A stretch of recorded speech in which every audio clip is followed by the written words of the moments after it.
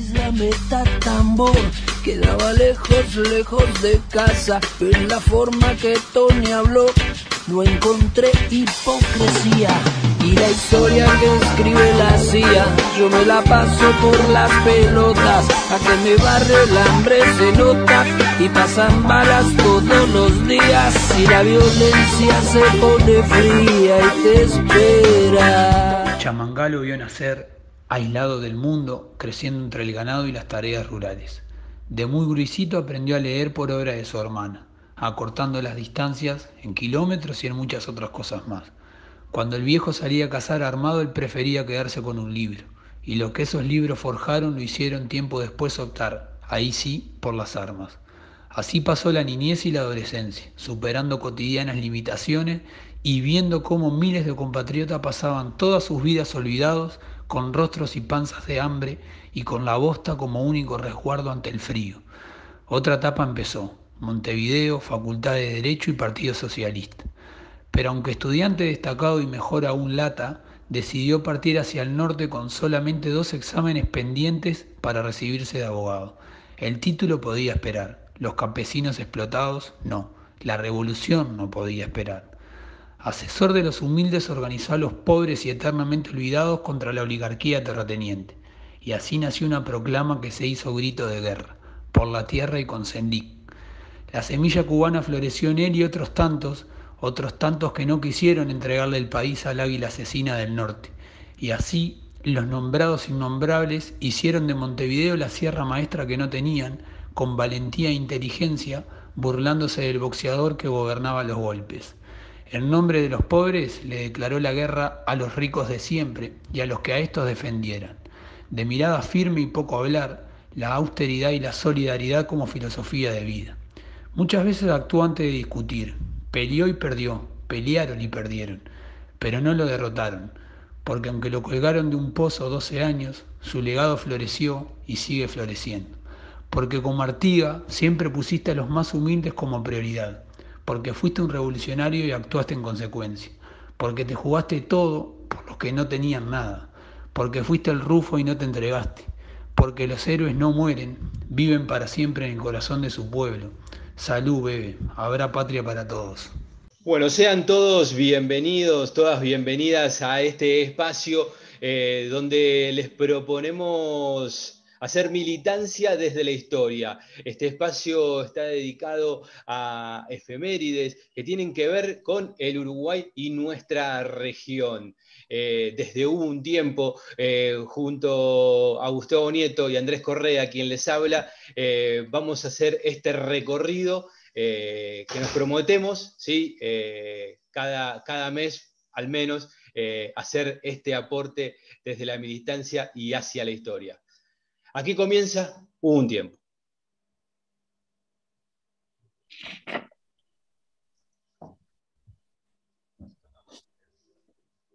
Bien, vamos a arrancar el espacio, el ciclo de Hubo un Tiempo, y hoy repasando, recordando a Raúl Bebe Sendic. Cada 28 de abril, si lo recordamos, bueno, desde el Movimiento de Liberación Nacional Tupamaros, recordamos que sus 2 actos públicos, ¿sí? Que, bueno, digo, la única fuerza política que hace por lo menos 2 actos públicos seguro al año, y tienen que ver justamente uno con cada fin de abril, ¿sí? Cada 28 de abril, cada viernes que finaliza abril, se propone este recuerdo, este repaso y este homenaje, de alguna manera, al Bebe Sendic. El otro es para octubre y tiene que ver con el Che Guevara y los compañeros caídos en Pando. Vamos entonces a meternos con el programa de hoy. ¿Te parece, Gustavo? ¿Qué tal? ¿Cómo va? ¿Cómo andan? Un placer como siempre. ¿Y qué tema, no, Andrés? Poder conversar un rato sobre la figura del Bebe.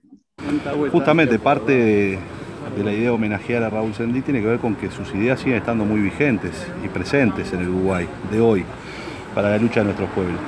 La primera de ellas es la idea del Frente Grande, la necesidad de que las sociedades pueden tener muchas banderas, decía Raúl Sendic, pero hay 2 sectores antagónicos, la oligarquía y el pueblo.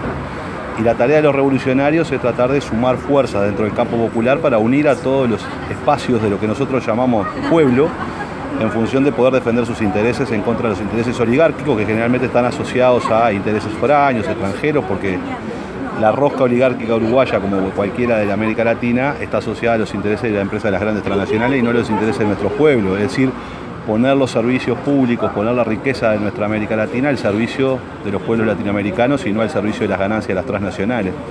Y eso es una idea tremendamente vigente en las circunstancias históricas y dramáticas por las que está pasando América Latina hoy, para poner solo un ejemplo. Y lo que nos planteamos de alguna manera para el programa de hoy, sabemos que muchos de los que nos siguen conocen mucho del Bebe Sendik, conocen su biografía, ¿no? Hoy también es accesible acceder a un montón de escritos del propio Bebe Sendik, de algún discurso allá en el Francini, recordado discurso en el Francini, y algunos textos, sí, que andan por ahí, y por supuesto la historia oral, ¿no? Por supuesto el recuerdo de otros compañeros que relatan aquellos momentos vividos y aquel legado. Y de alguna manera pretendemos rescatar todo eso. Las ideas, el pensamiento del Bebe Sendik a través de sus escritos, conocer un poco eso que escribió, que circula, sus acciones, ¿sí? Que fue lo que pensó y lo que creó el propio Bebe Sendik, y de alguna manera su legado, aquello de que lo que nos queda, ¿no? lo importante que nos queda de aquellas grandes figuras que en muchos casos a muchos de nosotros nos permiten seguir viendo lejos, o sea, de aquellos hombres que vieron lejos y nos permiten a nosotros poder hacerlo de esa manera en nuestro presente, en nuestra actualidad. Así que tamaño desafío acá junto a Gustavo, y arrancamos, Gustavo, si te parece, con las ideas, ¿sí? Del Bebe. Sí, ideas de un Bebe Sendik que tenía la característica de ser un tipo bastante más práctico que teórico, bastante más de las acciones que de teorizar y de las ideas justamente. Un Bebe Sendik que escribió poco, ¿sí? Simplemente alguna cosa quedado de la etapa de la cárcel ni que hablar, pero también en lo previo y en lo posterior, y que nosotros vamos a sintetizar en un conjunto de las que, al menos desde nuestra postura, han sido las más interesantes. Y la primera tiene que ver con la cuestión de la tierra, ¿sí? La tierra como recurso natural, generador de riqueza, que hay que democratizar, ¿sí? Uruguay como un país ganadero que lo era durante la época del Bebe y que lo siguió siendo, ¿no? Ahí también estaba la visión que él tenía a futuro. Tenía un gran capital que era la cuestión de la tierra. Y en eso gastó, no sé si gastó, sino que invirtió mucho tiempo Sendik escribiendo, estudiando y también proponiendo sobre cómo explotar mejor ese recurso base de la producción y de la riqueza del país, que era la tierra, que además estaba bastante mal dividida y que lo estuvo históricamente, ¿sí? No en vano, uno de los pilares del proyecto político artiguista fue aquel proyecto de repartos de tierra, aquel reglamento de 1815. Pero para situarnos en la época del Bebe, hacia 1960, un tercio de la tierra del país estaba en manos del 1% de los productores. ¿Sí? Es decir, de todos los que poseían tierras en el Uruguay, el 1% tenía un tercio de la tierra. Y ni que hablar que el Estado tenía otro montón de tierra, ¿no? Un poco para dimensionar lo complejo que era la situación del latifundio en ese Uruguay de mediados del siglo XX. ¿Sí? Un latifundio que además generalmente terminaba siendo improductivo porque no se lo utilizaba, ¿sí? Eran tierras sin gente, tierras que no se trabajaban y que mismo trabajándolas termina siendo improductivo, ¿no? Eso está bastante estudiado por técnicos, agrónomos y también gente que estudia la historia económica del país.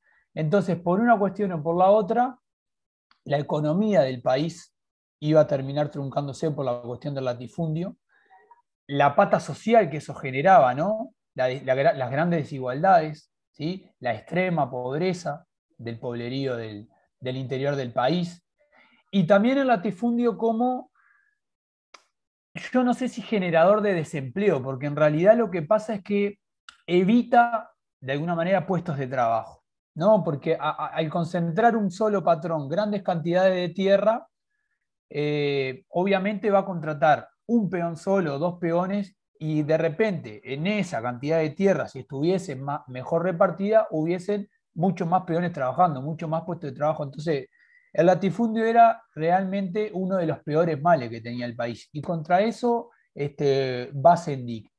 Un Sendik que en el tema de la tierra tiene mucha influencia de Vivian Trías, ¿sí? Miembro del Partido Socialista, que ahora más adelante lo vamos a repasar, pero son compañeros en determinado momento, y que a partir de ahí el BEBE va a tener un diagnóstico bastante certero de este problema de la tierra y en base a él se va a proponer soluciones. ¿Sí? Soluciones que en grandes líneas se enmarcaban en una gran idea que era ni tierra sin gente, ni gente sin tierra. ¿Sí? Y para eso va a plantear una serie de soluciones como expropiaciones, repartos a través de colonización, reforma agraria, ¿sí? Que hasta incluso la llega a plantear a través de una propuesta de reforma constitucional, en donde propone que las tierras privadas no puedan superar las 2.500 hectáreas y que todas las propiedades que excedan esos límites sean expropiadas sin indemnización alguna, ¿sí? Tal cual lo establecía el proyecto partidista de inicios del siglo XIX. Entonces esta es como la idea fundamental de Sendik, que lo ocupa durante sus primeros años de militancia y que lo va a ocupar durante sus últimos años de militancia y de vida, porque si uno recuerda, el último proyecto político del BEBE fue aquel Movimiento por la Tierra. Después tenemos la cuestión de la lucha armada. Lucha armada como único camino posible para la real liberación en una coyuntura política muy complicada de Uruguay y de la región y del mundo. Pese a lo que había dicho el Che, pese a lo que la izquierda electoral, o al menos gran parte de la izquierda electoral, que era muy chiquita, decía, el BEBE tenía esa idea en la cabeza. Ante la opresión, ante la represión, ante el avance del fascismo, instalar la autodefensa en principio y en una segunda instancia una revolución a través de las armas que llegara a la instalación de una sociedad socialista en su momento. Era un Uruguay aquel que de democrático quizás solo tuviera el nombre, porque si uno entra a hurgar, empieza a ver que en realidad la institucionalidad tambaleaba, ¿sí? Los rumores de golpe de Estado a partir de los primeros años de la década del 60 eran muy fuertes, ¿sí? Y bueno, en esa coyuntura el BEBE tiene en la cabeza esta idea de la lucha armada y como veremos la va a ir gestando y configurando. Cierro esta idea de la lucha armada con una frase que es de él, de inicio de los 60. El BEBE en cierto momento escribe, en este Uruguay tiene más poder un 38 bien cargado que la Constitución de la República. Y después hay una serie de ideas que son post-dictadura, post-cárcel, y que él las sintetiza en un proyecto de reforma constitucional del año 85, que son la nacionalización de la banca, ¿sí? Por una cuestión de soberanía económica principalmente. Él propone que, bueno, que todos los bancos pasen a la órbita del Estado, ¿sí? Que deje de existir la banca privada. Propone también el no pago de la deuda externa, una cuestión no menor, porque en 1985, perdón, cuando él plantea esto, la deuda externa a la salida de la dictadura era de 4.600 millones de dólares, un 90% del PBI. Una locura. lo que Sendic plantea es que el Uruguay no puede asumir una deuda que la generó un gobierno ilegal, un gobierno de facto. Esto también lo va a poner en este proyecto de ley. Y la última idea que yo seleccioné, digamos, en el conjunto del pensamiento de Sendic es la idea del Frente Grande, ¿sí? Un acuerdo político electoral más allá del Frente Amplio que abarque todo el campo popular. Un acuerdo en base a programa, ¿sí? Eh, la última columna hablamos de la creación del Frente Amplio y vimos que en la izquierda política uruguaya habían matices importantes. Y más allá de ese logro importantísimo que fue el Frente Amplio, Sendic proponía hacer un acuerdo más amplio todavía, que abarque esos sectores del campo popular que estaban por fuera del frente y avanzar en base a programas, ¿sí? Esto habla de otro momento histórico, obviamente, y no de aquel en el cual él propuso y llevó adelante y configuró la vía de la lucha armada, ¿sí? Son momentos históricos distintos, pero la idea del Frente Grande es como que la última gran propuesta que él hace y que, bueno, va a tener esa síntesis en su discurso en aquel recordado acto del Francín. Sobre todo, recordar su pensamiento, sus razones, que las causas permanecen, aunque los seres humanos pasan. Y lo que hay que rescatar son las causas para legarlas a las generaciones que siguen. ¿Y qué es lo que más rescataría del bebé? Su anti-ortodoxia, así como te lo digo. El ser más antiortodoxo que creemos y más libre de cabeza, de pensamiento abierto, tenía la gama más impresionante de amigos, de distintas corrientes de pensamiento, y podía compatibilizar con todo de algún modo. Ahora nos vamos a meter con Gustavo para ensayar.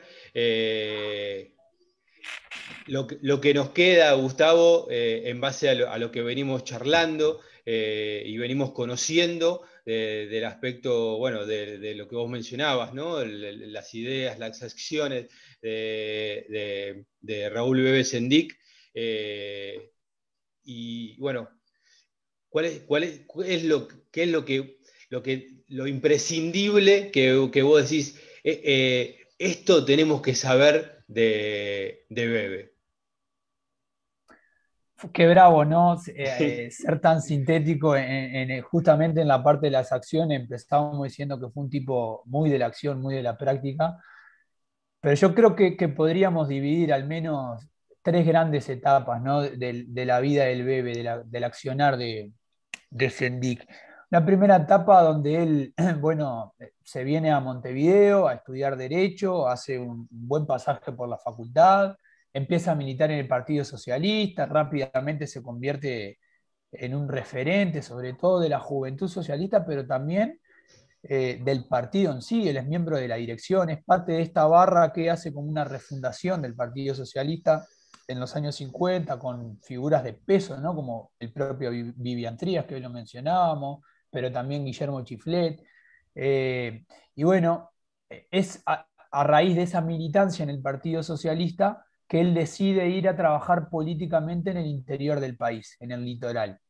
Y se va, empieza a hacer viajes a mediados de los 50 y en determinado momento decide instalarse definitivamente en el litoral, particularmente en Paysandú, con 2 exámenes por dar. Es decir, él deja la carrera prácticamente con una mano y media agarrando el título, ¿no? A 2 exámenes de recibirse de abogado, deja la carrera en suspenso, se va a trabajar políticamente al litoral del país.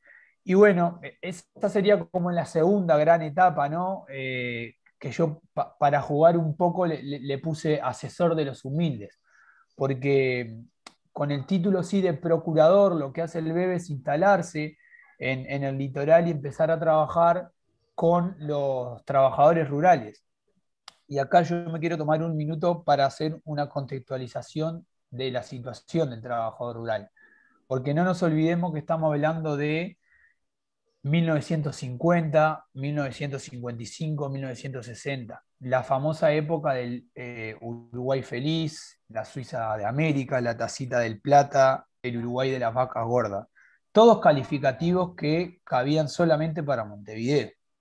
¿Sí? El propio Bebe Sendik lo decía, la Suiza de América se terminan los ejidos, porque la realidad del interior del país es una realidad totalmente distinta. Y bueno, ahí Luis Valleverre, como figura principal de este periodo, a quien se le pueden reconocer muchísimas cosas, una con las que se le puede caer es justamente el no haber atendido a toda esta población no organizada, ¿no? El neovallismo le dio mucha bola a los sectores organizados, que era Montevideo, ¿sí? El sindicalismo obrero de Montevideo, pero desatendió a toda esta población que no estaba organizada y que estaba en peores condiciones, pero mucho peor, ¿no? Eh, Estamos hablando de jornadas de 12 y 14 horas de laburo, sin botas para aquellos que trabajaban en el campo, ¿no? Con los pies adentro del agua, del barro, condiciones de vivienda totalmente inhumanas, ¿no? Ranchos de paja, techo de 2 aguas, sin pared, cuando no viviendo adentro de los galpones de las plantaciones, sin baños, sin acceso al agua potable. Es decir, condiciones jodidas. A ver, los trabajadores rurales ni siquiera cobraban un salario en dinero, ¿no? Sino que cobraban con el famoso cartoncito que solo lo podían usar en el almacén del patrón.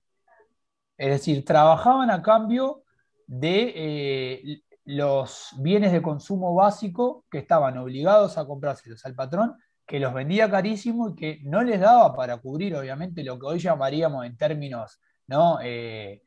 Técnicos canasta básica, ni que hablar que no le daba para cubrirla, y además terminaban endeudándose con el propio patrón. Es decir, situación de explotación extrema.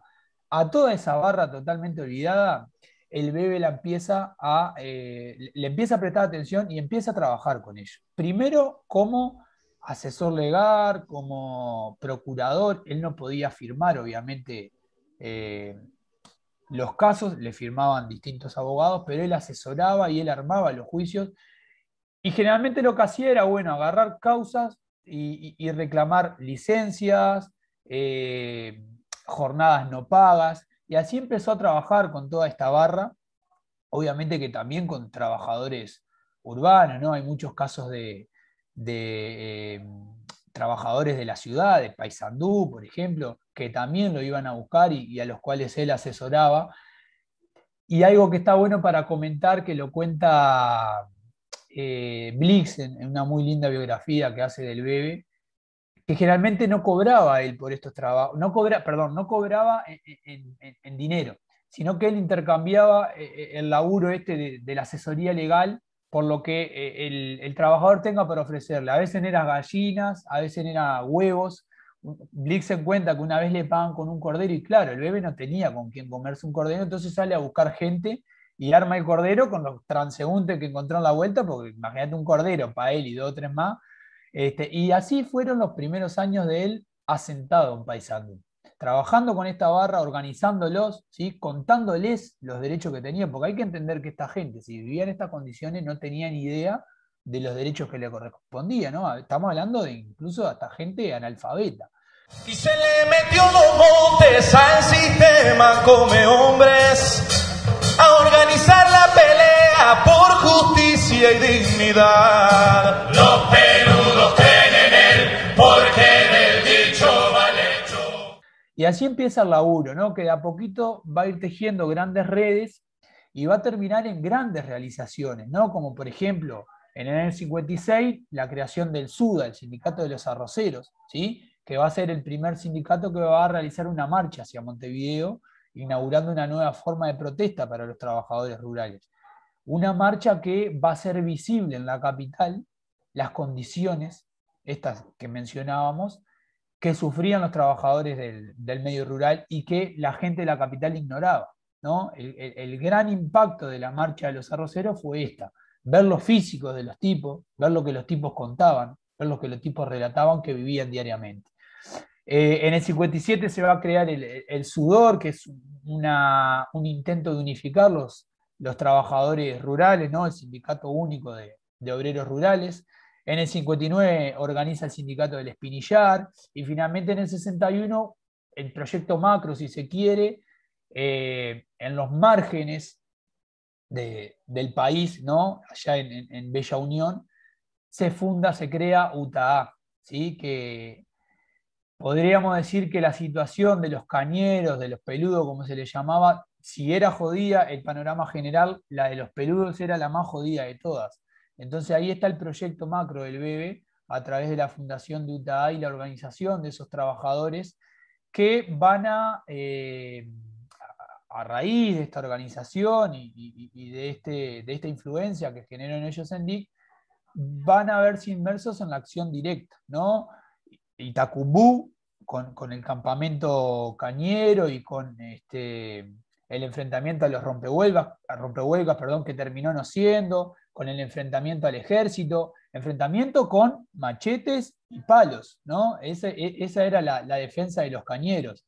La toma de Cainza, en donde exigen el pago de jornadas de trabajo que no habían sido retribuidas.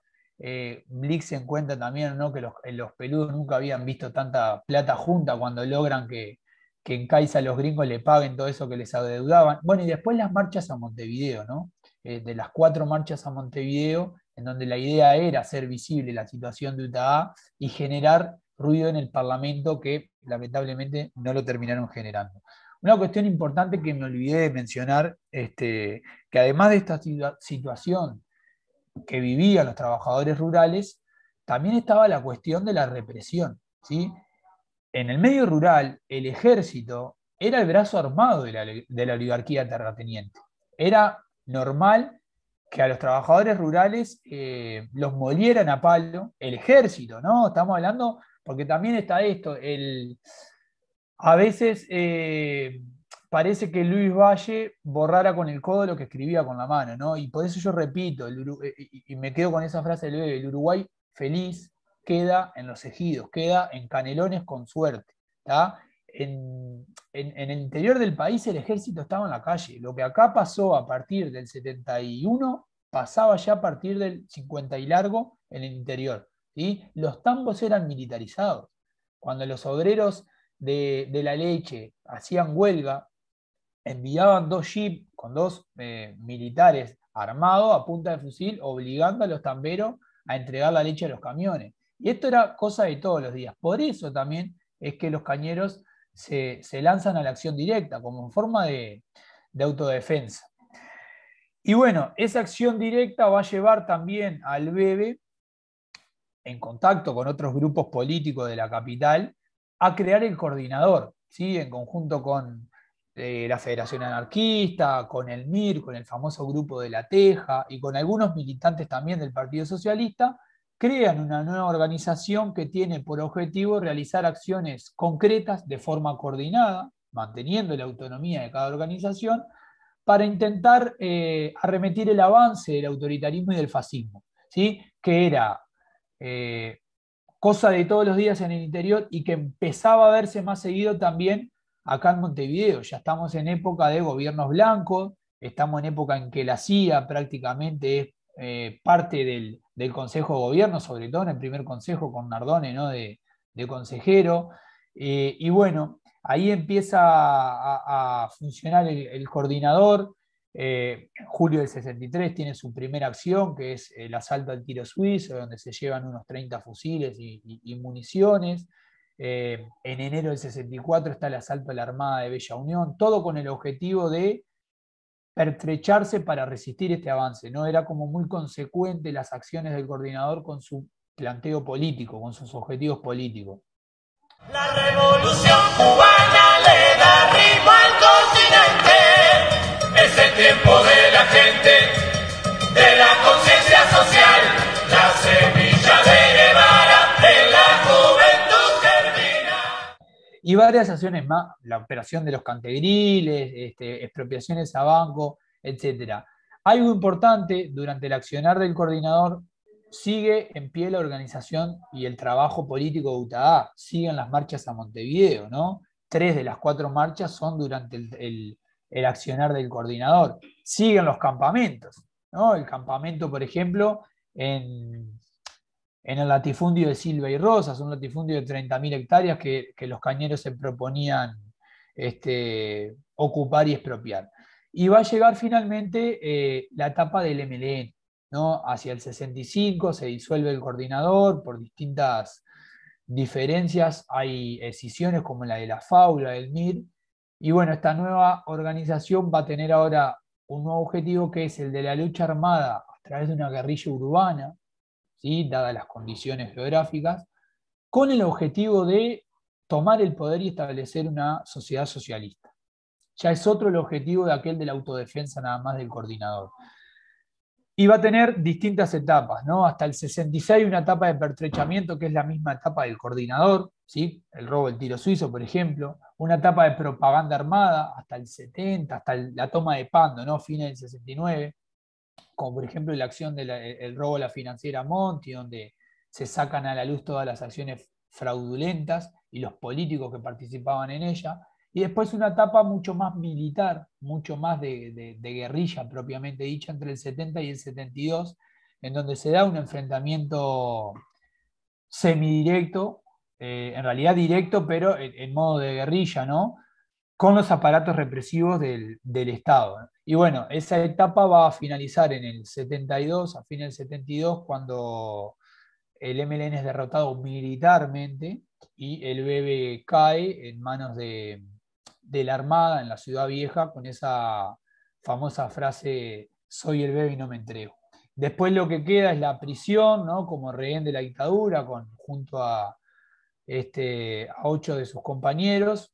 Le decían el comandante, ¿no? Los propios militares lo trataban así, 12 años en condiciones infrahumanas, ¿no? Aljibes, piletas de sal, perreras, sin hablar, sin contacto entre ellos, sin ir al baño, sin ver la luz, con tortura diaria, todo lo que no se puede imaginar la gente, lo sufrió él, lo sufrieron los rehenes y lo sufrieron todos los presos políticos, ¿no?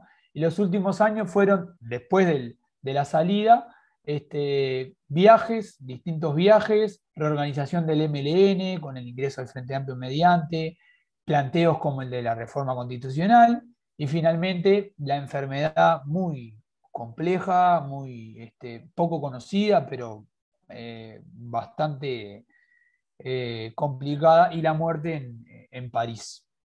El Pachecaco muestra las garras, triste preludio de la humillación de una nación, la dictadura de la amargura, donde se raja la piel sin perdón. Bien, Gustavo, hasta acá llegamos entonces con las acciones, como el Bebe como un hombre de acción, y vaya que lo fue.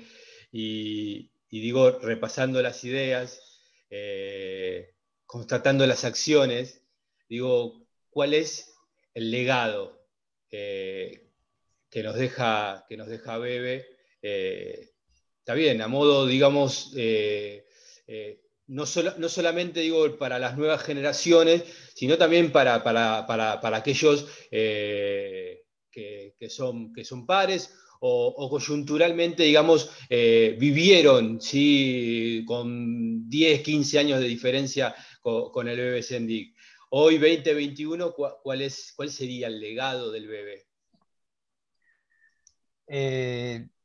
Me gusta que siempre la última parte queda como bastante subjetiva, ¿no? Bastante, siempre digo lo mismo, a modo personal, porque bueno, digo, bastante atrevido de mi parte decir cuál es el legado del Bebe, pero yo voy simplemente a intentar resaltar lo que quedó de todo esto, ¿no? O al menos lo que yo me gustaría que quedara para la barra joven, y también para los no tan jóvenes y para los que van a venir. Yo soy un convencido de que los tipos que son consecuentes con su pueblo, con su patria, con su historia, no mueren, ¿no? Quedan para siempre. Y de eso que queda para siempre, a mí me parece que esto de que el Bebe era un revolucionario consecuente es parte de lo que tiene que quedar, ¿no? Esto de estar convencido de una cosa y entregarse todo por eso, jugarse la vida de verdad por eso, es lo que hay que rescatarle más a Sendik, ¿no? El tema de la practicidad, Eso es particularmente lo que más a mí me llama la atención, un tipo que discutía poco, como lo dicen quienes compartieron con él, pero que hacía mucho, ¿no? Todo esto que repasamos, digo, no casualmente la parte de las acciones no quedó mucho más extensa que la parte de las ideas, ¿no? Y capaz que incluso para sacar las ideas uno tiene que ir a las acciones. Esto de discutir poco y hacer mucho, ¿sí? Y después pensando en el hoy en día también, ¿no? Porque también está bueno cuando queda un legado tan importante como fue el de Artigas, como fue el del Bebe Sendik, poder utilizarlo para mejorar la sociedad del hoy y la sociedad del mañana. Entonces, en esa clave, la idea de Frente Grande, en un momento como el que estamos, en donde la izquierda perdió la última elección y al día de hoy es oposición, bueno, poder revisar esa idea del Bebe, poder generar un acuerdo electoral mucho más amplio de lo que es el Frente Amplio, ¿sí? Que es posible, porque si en el Frente Amplio, como repasamos, tenemos desde pequeña y mediana burguesía hasta comunistas y demás, podemos generar un acuerdo mucho más grande del que tenemos actualmente. Yo creo que esa idea es fundamental, ¿sí? Es clave. Y lo último, y creo que acá está lo más importante, y me parece que no, al menos en el último tiempo no lo supimos hacer como izquierda, es que el Bebe rompió los límites de la izquierda política, que era muy montevideana, ¿no? Esto de irse a trabajar al interior políticamente, ¿no? Porque él va como miembro del Partido Socialista. De hecho, se desafilia recién en el 66, cuando el MLN ya es cosa de todos los días y para la opinión pública se vuelve para algunos un problema y para otros algo que genera simpatía.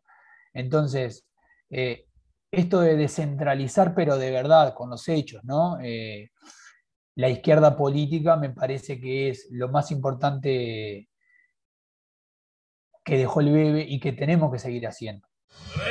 Preso y más preso, igual de odiado que perseguido. Nombrados los innombrables son los secuaces que te han seguido. Tu firmeza y tu sacrificio se vuelven guía de aquel camino. El sueño que los impulsa sabe de muros y cañerías. Sí, que de repente en algún momento, sobre todo el viejo Mujica, no casualmente, un tipo que estuvo al lado del Bebe durante muchos años, que aprendió mucho, que se nutrió mucho de Sendik, lo hizo, ¿sí? Los mayores triunfos de la izquierda electoral, el Frente Amplio en el interior, fueron con Mujica de candidato. Entonces, cruzar esa línea del montevideanismo o de la zona metropolitana, creo que es lo que habría que retomar en este momento histórico, ¿sí?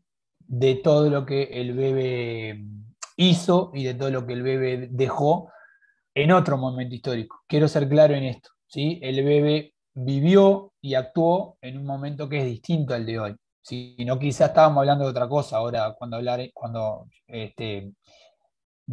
repasáramos el legado, ¿no? Quiero ser claro en eso. En este momento histórico, esta idea de la izquierda electoral trascendiendo Montevideo y Canelones, creo que sería lo que habría que llevar a la práctica, que el Bebe lo hizo hace 70 años.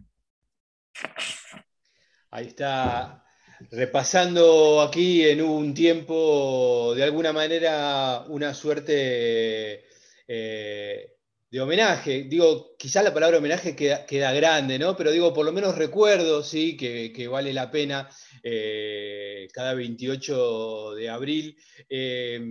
Y pensaba en esto que nos relataba Gustavo, un poco como a manera de síntesis. El Bebe Raúl Sendik, organizador de los trabajadores rurales, el Bebe Sendik, guerrillero, el Bebe Sendik Tupamaro, y aquello que queda como legado.